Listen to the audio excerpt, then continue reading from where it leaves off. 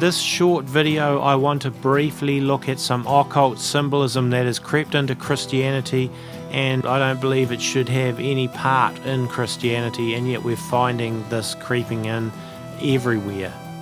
Okay, let's start with the esoteric tradition known as Hermeticism, which forms the basis of, or at least very heavily influences, most of the occult mystery schools. We're talking Satanism, Luciferianism, the whole works, folks. Attributed to Hermes Trismegistus, who was the supposed writer of an ancient work known as the Emerald Tablet. From this comes the phrase, as above, so below, as within, so without. And the name Hermes Trismegistus is widely thought to be a combination of the Greek god Hermes and the Egyptian god Thoth. I covered some of this information in a lot more depth in a video I made a couple of months ago called New World Order, Dominionists and the Luciferian New Age 2018. Through this video I'm going to be using the term pyramid and inverted pyramid, but bear in mind that I could just as easily replace that with thaumaturgic triangle, which is an Eastern mysticism rendition of the triangle, and you can see from this image above that an upright equilateral triangle represents the male and an inverted equilateral triangle represents the female. It should be noted also that throughout paganism and the occult that the concept of dualism is a widely held and taught belief that pervades basically all of their other beliefs. So let's just have a brief look at how this has infiltrated Christianity. Okay, so let's just look briefly here at Bethel Church and their conferences and concerts, and we can clearly see the as above, so below and occult dualism in every image that I'm going to show you here from Bethel Church. Okay, this one first of all, we've got the stage at one of their conferences. You've got an upright pyramid and an inverted pyramid. You have an H and an inverted H, which they've used to be the N. The E, instead of a normal E, is 3 lines, so you've got as above, so below represented by the lines, plus it's got its dualistic opposite E up the top. You've got everything divided in two, so you've got an as above, so below with the letters above and the letters below the two pyramids, the inverted and upright pyramid. It couldn't get more blatant than this, folks. Now, even the lights create a pyramid, or perhaps more than one pyramid, and the stage layout is completely symmetrical or dualistic as well. So this is a deliberate layout of as above, so below, and they disguise it as heaven come down kind of theology. Why the obsession with open heavens and inverted pyramids and pyramids? You've got it again here, completely clear as a bell. Your pyramids inverted and upright, your as above, so below is so plain. It's here as well. Again, you can see the two pyramids again. So this as above, so below theology that's being portrayed in their images is absolutely no way that it's a coincidence. And here's another one from 2018. Can you see the as above, so below symbolism in there? It should be pretty obvious. Let's just look at this one for a minute. 8thocean.org, Sound and Love in Motion. You can clearly see an inverted pyramid there. Sound and love in motion and the light going outwards. Doesn't that look very New Age? Sure does to me. Okay, so it's not just an inverted pyramid though. If you go down, you'll see it's matching upright pyramid at the bottom there. Eighth Ocean is a ministry dedicated to diving into the uncharted realms of God. It is called to transform the generation through the 7 mountains of cultural influence, and it was born out of a poem from Fiorella Giordano. If we go down, we can see it's talking about a mass harvest and an unstoppable army. This is very much dominionist kingdom now theology. Really, this is all appealing to a combination of people's love for mysticism and also for being involved in something grandiose. Look at this. The vision was born out of a dream of Fiorella Giordano, the founder of Eighth Ocean, where the angel Gabriel visited her.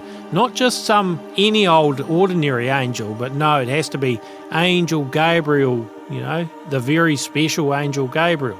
And the angel said, "There was a dream in the heart of Jesus on the cross that the army of the Lord would be built, where the veil tore, the dream that was in his heart poured upon the earth." I mean, this is... Well, I'm not going to say too much more. It should be fairly obvious that sort of occult mysticism is what is being appealed to here, and a grandiose kind of plan of the founder. And it really bears very little relation to what's actually found in the scriptures. Folks, you need to be really aware of the New Age principle of Christ consciousness, where they basically teach Christ consciousness is essentially another term for enlightenment, and they believe that it is a universal truth that by completing the ascension process just the same way as Jesus once did, that everyone can reach that Christ consciousness. So it's a completely occult and New Age philosophy. Jesus warned us that false Christs would arise, and also don't forget the verse in 2 Corinthians 11:14 where it says, "And no marvel, for Satan himself is transformed into an angel of light." And let me add, possibly a counterfeit angel Gabriel could be one of his disguises. The Message Bible uses the term "as above, so below" in its rendition of the Lord's Prayer. Matt S. of A Minute to Midnight did a great article on this a while ago. It's worth checking that out. Most of us know the Lord's Prayer as saying, "Thy kingdom come, thy will be done on earth as it is in heaven." But that's not what the Message Bible says. The Message Bible says, "Our Father in heaven, reveal who you are, set the world right, do what's best, as above, so below." So, wow. Why is "as above, so below" in the Message Bible? I'll tell you why, because I believe the Message Bible is a deliberate New Age distortion of the Bible and is bringing everyone into the oneness religion of the New World Order. It's not by chance, it's deliberate. And at this website, which deals with auras and energy and basically New Age type stuff, it asks the question, what does it mean? As within, so without, as above, so below. And you'll see it's talking about heaven being in your own mind and so below being on the earth, and it being one of the 7 principles of Hermes Trismegistus. The founder of the New Age movement and occultist Alice A. Bailey also talks about the old occult truism "as above, so below" in her books. And so this saying should not be in any supposed translation of the Bible, let alone in the Lord's Prayer.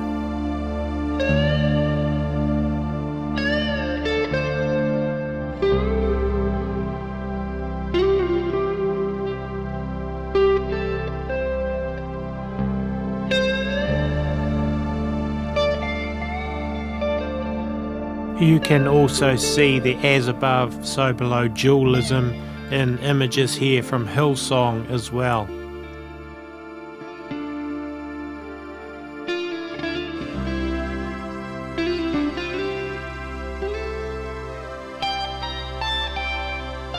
Another thing I want to very quickly look at is the phoenix, a mythical bird said to be the only one of its kind which lives for 500 years and then dies by burning to ashes on a pyre of its own making, ignited by the sun. It then rises anew from the ashes.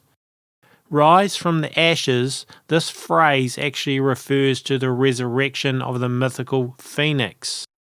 And we can see this discussed also by Manly P. Hall, a 33rd degree Scottish Rite Freemason, and the Phoenix is a very big part of occult and Illuminati and Freemasonry. So let's look at a song by Elevation Worship called Resurrecting, where it says, "By your spirit I will rise from the ashes of defeat. The resurrected King is resurrecting me. In your name I come alive." So that sounds very much like the legend of the phoenix. Why have they crossed rising from the ashes with the resurrection of Jesus? Again, it's another subtle piece of occult theology that has crept its way into Christianity. Christ alignment is based in Australia, and while I'm sure they are very well-meaning and probably really nice people, and I understand, I think, what they're trying to achieve, and in some ways, I can relate to it, but there are some serious warning signs to me about how they're going about it, and their destiny cards, and their appealing to the Christ consciousness of people really send some strong warning bells to me about their methodology and about what gospel it is they're presenting and what Christ are they introducing people to. They come to us, we don't go to them. We're doing this, as you know, with Christ's alignment, and we do have a huge team of over 50 people who are all trained evangelists in prophetic evangelism, and they use their giftings to really give people mind-blowing encounters with Jesus. One young man saw even his future family. It was really in the encounter, and this was really amazing. People are being healed in the encounters. They go so deep into them with Jesus that we can barely get them out of it. We hardly have to say a thing because he's doing everything. He's able to do it all. We also have another set called the Psalm set, and on the back of them there are Psalms out of the Message Bible. These are a beautiful set to use, again with religious images on it. Hi, I'm Ali. Right. What was your name? Daryl. Hi Daryl, welcome to Christ Alignment. So anyone that does a reading hears from the spirit realm, which exists outside of time and space. So we're hearing from the Christ Spirit. Therefore it's possible for us to hear about your past, your present and your future. However, we don't like doing future predictions because it confines you to times, places and events that you've got little control over or choice over. It locks you into things. So here we're hearing from a higher realm that wants to empower your destiny and not control it. So does that make sense? Yep. Awesome. So it's our goal to empower you from this third heaven realm. And what I have here are the destiny reading cards, and they're going to reveal to you the gifting that you've been born with. Of course, Christ Alignment charges for their destiny card readings, and one can probably see the attraction that some people may have to go and visit one of their card readers. Well, that's it for this short video. Don't forget to like it and subscribe to our YouTube channel, and visit our website aminutetomidnight.com.